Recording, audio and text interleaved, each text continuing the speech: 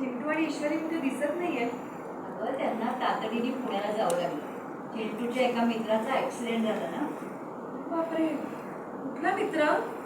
हे काही सांगितलं नाहीये, पण दुपारपर्यंत पोहोचतील. आत्ताच पूर्ण पूर्ण रंजनी हो, उगीच दगदग नको. तरी मी म्हणत होते आजच्या आज अगदी कार्यक्रम करायची काही गरज आहे का? पण नाही, माझं कोण ऐकतं या घरात. तसं नाही ग वल्लरी. एक तर पुढे मुहूर्त नाहीये आणि हिला आता आठवा पण लागेल. अंजू, जा तू आराम कर, म्हणजे संध्याकाळपर्यंत फ्रेश वाटेल तुला. आवी आणि आकाश, तुम्ही पुढच्या तयारीला लागा. बर आकाश, तू नम्रताला बोलून घेत मदतीला. काय ती आता या घरची सून होणारच आहे. बोला मदतीला. काय आवडली काय आयडिया? काही गरज नाही. इतर लोकांसारखी ती सुद्धा पाहुण्यांसारखं आयत्या वेळेलाच येईल. अगं पण तिला बोलवता हरकत काय? काय जाऊ द्या, काय जाऊ द्या. तिला बोलवायचं म्हणजे बोलवायचं. हो का? मग ती आली तर मी या कार्यक्रमाला नसेल एवढं मात्र लक्षात ठेव. आवी जाऊ दे ना, कशाला उगाच वाद वाढवतोयस. काय मला नसेल आवडत तर मी नाही बोलत. ती येईल ना डायरेक्टली कार्यक्रमाला. Big deal. काय बिग डील, काय बिग डील. ती आधीची सून होणार आहे. आणि आता उद्या या घरात ती सून म्हणून आल्यानंतर ही काय घर सोडून जाणार आहे का? हो हो, जाईन मी.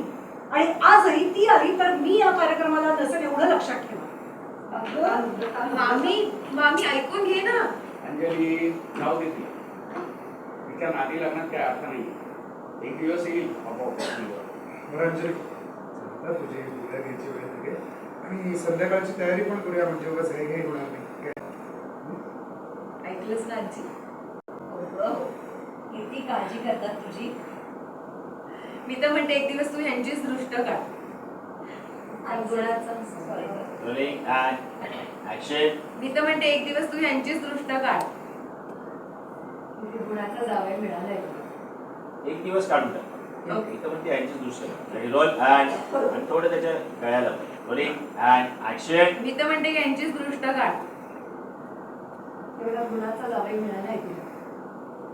आजचं डोहा जेवण झालं ना की तुम्हा दोघांचीही दृष्टी काढू. अरे कमाल आहे. मग आम्ही काय पाप केलंय? माझी दृष्ट काढ. बस रे, तुला कोणाची दृष्टी लागणार आहे? उगीच आपला बडबडतोय. उफ. तर काय? हा, हे थोडंसं मागे. हा, असंच. बस एवढंच. करेक्ट. Roll and action. उफ. इतका गुणी मुलगा असताना आईला त्याची काय कदरच नाही. उफ. अंजली, चल आपण जाऊ. काय ओके.